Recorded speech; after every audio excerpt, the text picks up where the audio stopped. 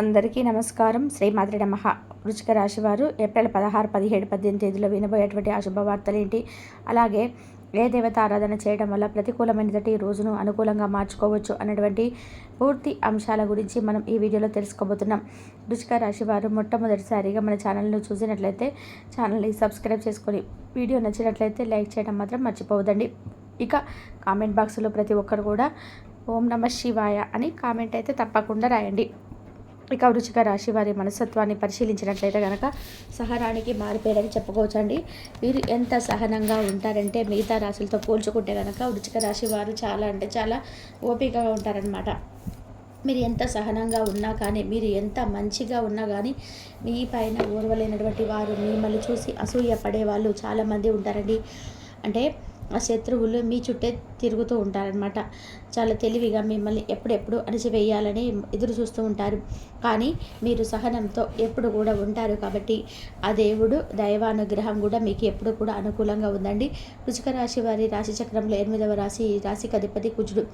ఇక వీరికి వ్యయం అనేది 2, ఖర్చు అనేటివి కొంచెం ఎక్కువగానే ఉంటాయన్నమాట. అంటే సంపాదించిన దానికంటే కూడా వీరి ఖర్చు అనేది ఎక్కువగా ఉంటుందండి. ఎంత సేవింగ్ చేయాలనుకుంటారు కానీ ఆదాయం ఏంటంటే 2 రేట్లు మాత్రమే చేయగలుగుతారు. అలాగే ఆరోగ్యం అనేది కూడా 3, అనారోగ్యం కూడా ఏమీ లేదు. ఆరోగ్యపరంగా అయితే మీరు పుష్కలంగానే ఉంటారండి. అనారోగ్య స్థితి నుంచి కొంచెం అంటే రానట్టుగా వచ్చి వెళ్ళిపోతుంటాయి అనమాట. అటువంటి వాటి పట్ల మీకు పెద్దగా ఇబ్బంది అయితే ఉండదు.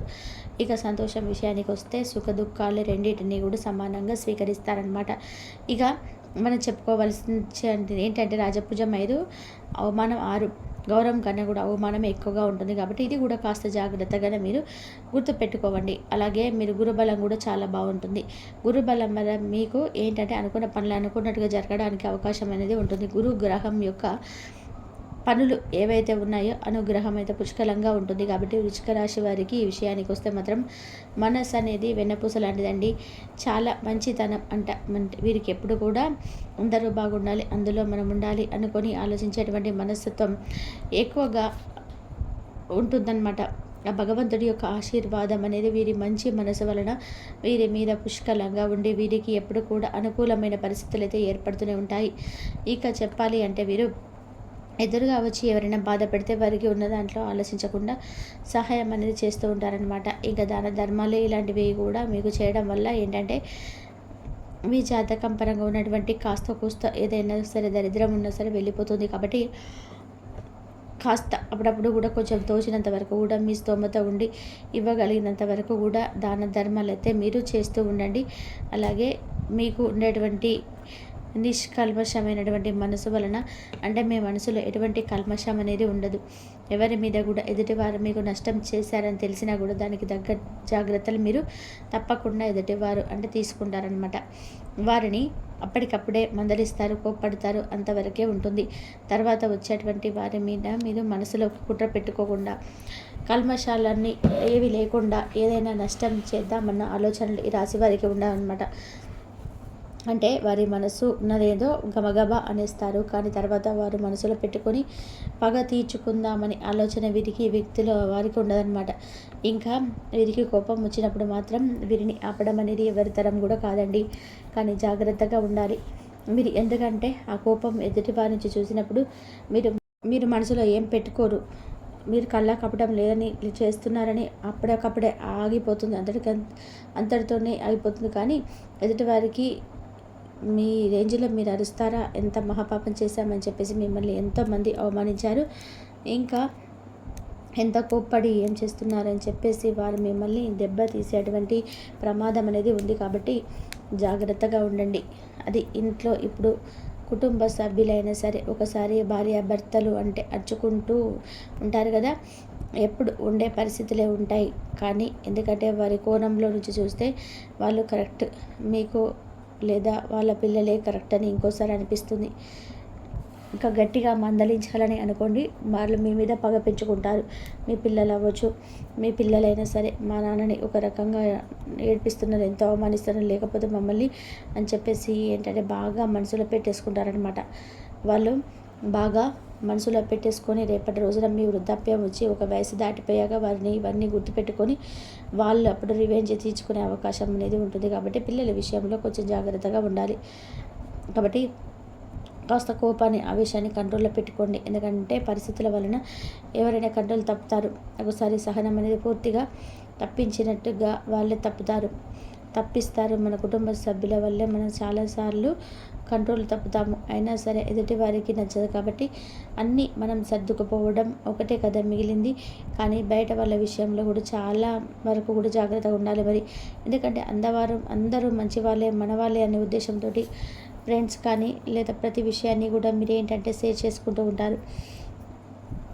వారి వల్ల మీకు ఏంటంటే నష్టపోయే అవకాశాలు కూడా చాలా ఎక్కువగా ఉన్నాయని చెప్పుకోవచ్చండి. ఎందుకంటే ఆల్రెడీ మీరు గతంలో ఇట్లా ప్రతి విషయం కూడా మీరు చెప్పే విషయము ఏదైనా కానీ చెప్పకూడని మనుషులకి మన ఫ్రెండ్స్లే కదా, మనలాగే మనుషులే కదా, మన బంధువులే కదా అని చెప్పి మనం అనుకుంటూ ఉంటాము అని చెప్పేసి అన్ని చెప్పి నష్టాల పాలవుతారు. అసలు వాళ్ళు ఎవరన్నది కూడా ఐడియా ఉండే ఉంటుంది. మీరు ఒకసారి ఆలోచించుకోండి.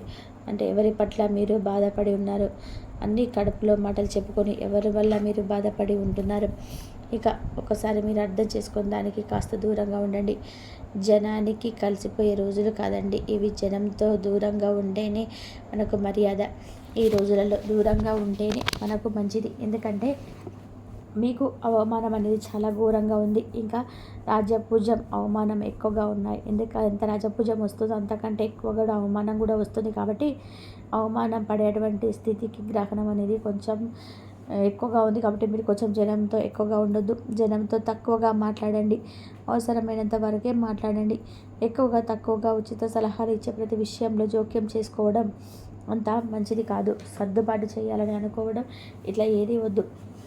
ఎందుకంటే ఎవరు పిచ్చోళ్ళు కాదు. ఈ రోజులలో మనం సలహాలు ఇచ్చినా కూడా ఎవరు తీసుకుంటున్నట్టు నటిస్తారు జస్ట్ అంతే. కాబట్టి ఒకరికి సలహాలు ఇచ్చే రోజులు కాదు ఇవి. వాళ్ళకన్నీ తెలుసు కాబట్టి మన పనిని మనం చేసుకోవడం కన్నా ఉత్తమమైనది ఇంకోటి లేదని చెప్పుకోవచ్చు.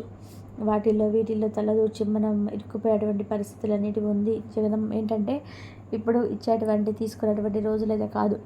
మనల్ని ఎప్పుడెప్పుడు ఎదురు తిరిగి నన్ను అంటావా అని మనల్ని డిమాండ్ చేసేటువంటి జనంతో అవమానం అనేది మనకి ఎక్కువగా ఉంది. అలాగే మీ రాశి పరంగా మీకేంటంటే నిగ్రహం కూడా మీకు అనుకూలంగా లేదు. అంటే కొంతవరకు ఇబ్బందులు వచ్చేటువంటి అవకాశం ఉంది. కాబట్టి పరిహారాలు చెప్తాను. దానివల్ల మీరు బయటపడే అవకాశం అనేది ఉందని చేసుకోవడం వల్ల దానివల్ల ఖర్చులు కూడా మీకు ఎక్కువ ఉన్నాయి. మనం చూసినట్లయితే వ్యయం చేసేటువంటి ఆదాయం ఎంత ఉందో ఖర్చు కూడా అంతే ఉంటుంది. మీరు అప్పులు కూడా చేయాల్సినటువంటి పరిస్థితి అయితే ఉంటుందన్నమాట. సంపాదన ఏమో తక్కువ, ఖర్చులేమో ఎక్కువ. అంటే ఇది సరిపోక మీకు అప్పులు చేసేసి కుటుంబాన్ని జరుపుకోవాల్సినటువంటి పరిస్థితి అనమాట. మరి అప్పులు లేని జీవితం గడపాలి అంటే మన జనాలతో ఎక్కువగా ఉండకూడదు. ఏది కూడా మితంగా ఖర్చు పెట్టకూడదు. ఉన్న దాంట్లోనే సర్దుకుపోవాలి. మళ్ళీ అసలు బాకీ అనేది చేయకూడదు. ఏంటంటే కాస్త ఖర్చులు తగ్గించుకున్నటువంటి ప్రయత్నాలు అనేవి చేయాలి. లేకపోతే చాలా ఇబ్బంది పడేటువంటి అవకాశాలు కనిపిస్తున్నాయి అన్నమాట. ఇప్పుడు అవసరం అనుకుంటే ₹1 ఖర్చు చేయండి. ఏముందిలే, ఇప్పుడు మనం బట్టలు కొనుక్కోవాలనుకోండి, ఇప్పుడు అవసరమా, డబ్బులు లేవు కదా అని చెప్పి మీ మనసును సర్ది చెప్పుకోండి. ఇలాంటి ఆలోచన చేసినప్పుడే కదా మనకు వృధా ఖర్చులు అనేటివి ఉండవు. అత్యవసర పరిస్థితుల్లో మాత్రమే డబ్బు ఖర్చు పెట్టడానికి ముందుకు రండి. అలానే మీ ఖర్చులను తగ్గించుకోవడం, మీ సంపాదన ఆదాయం పెరిగేటువంటి ఆలోచన చేయడం, అవకాశాలను ఎదురు చూడడం చేస్తూ ఉండండి. అప్పులు వదిలించుకునేటువంటి అవకాశం అనేది ఉంది. కాబట్టి మీ చేతిలోని ఏదైనా ఉంది. మన పరిస్థితి బాగా లేనప్పుడు మనం ఎవరు కూడా సహాయం అనేది చేయరు. తప్పకుండా మన పరిస్థితిని మనమే చూసుకోవాలి. ఎవరు కూడా మనము ఒకరి ముందు చేయి చాపి అడిగినప్పుడు అసలు ఇవ్వరు. కానీ మన దగ్గర ఉన్నప్పుడు మాత్రం ఎగబడి మన దగ్గరికి అందరు కూడా వస్తూ ఉంటారు. అది ఏంటో ఈ కాలమే అంత. కాబట్టి ఉన్న దాంట్లోనే ప్రశాంతతను వెతుక్కుని ఉన్న దాంట్లోనే సంతృప్తిగా ఉండి, మీకు అవమానం ఎక్కువగా ఉంది, రాజపూజం కూడా ఉంది, రెండింటినీ కూడా సమానంగా ఉంది. కాబట్టి మీరు తప్పకుండా రాజపూజం కన్నా అవమానం ఎక్కువ ఉంది. కాబట్టి మీరు కొంచెం అవమానం అయ్యే విధానంగా ఉంటుంది. కాబట్టి జాగ్రత్తగా ఉండండి. ఇంకా ఎప్పుడు కూడా అంటే శివనామ స్మరణ చేసుకుంటూ ఉండండి. 108 సార్లు శివుడి జపం చేసుకుంటూ ఉండండి. ఓం నమ శివాయ అని 108 సార్లు అనుకుంటూ ఉండండి. ఇంకా లలిత సహస్రనామాలు కూడా చదువుతూ ఉంటే మీకు రేపటి రోజున అంటే 16, 17, 18 తారీఖులలో చాలా అనుకూలంగా ఉంటుందన్నమాట. ఇంకా వృత్తి, విద్య, ఉద్యోగ, వ్యాపారాలలో అన్నిట్లలో లాభదాయకంగా ఉంటుంది. ముఖ్యంగా మీరు కెరియర్కు సంబంధించినటువంటి ఏదైతే జరగాలని అనుకుంటున్నారో వాటి గురించి కూడా మంచి ఆదాయం అయితే తప్పకుండా లభిస్తుందన్నమాట. మంచిగా ఏదైనా సరే బిజినెస్ స్టార్ట్ చేయాలనుకుంటున్నారో వాటి నుండి మీరు తప్పకుండా ఒక మంచి ఫలితం అయితే లభిస్తుందన్నమాట. తప్పకుండా చెప్పినటువంటి విషయాలన్నీ కూడా మీ అందరికీ నచ్చి ఉంటాయని చెప్పేసి అనుకుంటున్నానండి. మీరు ఎవరినైనా కానీ నమ్మేటప్పుడు 1-2 సార్లు ఆలోచించి మీరు వారు మంచివారా చెడ్డవారా అని చెప్పేసి ఆలోచించి వారితో స్నేహం చేయడం కానీ వారితో ఉండడం కానీ అలాంటి పనులు చేస్తూ ఉండండి. కొత్త వ్యక్తులకు మీ విషయాలు ఏవి కూడా షేర్ చేసుకోవద్దు. కాబట్టి వృశ్చిక రాశి వారికి మీరు రేపటి యొక్క దిన ఫలితాల ప్రకారం ఏ విధంగా ఉండాలి, ఎలా ఉండకూడదు అని చెప్పేసి వీడియో మీ అందరికీ కూడా మనస్ఫూర్తిగా నచ్చినట్లయితే తప్పకుండా లైక్ చేయడం మాత్రం మర్చిపోకండి. ఛానల్ని సబ్స్క్రైబ్ చేసుకొని సపోర్ట్ అయితే చేయండి. ఇంతవరకు చూసినందుకు ధన్యవాదాలు.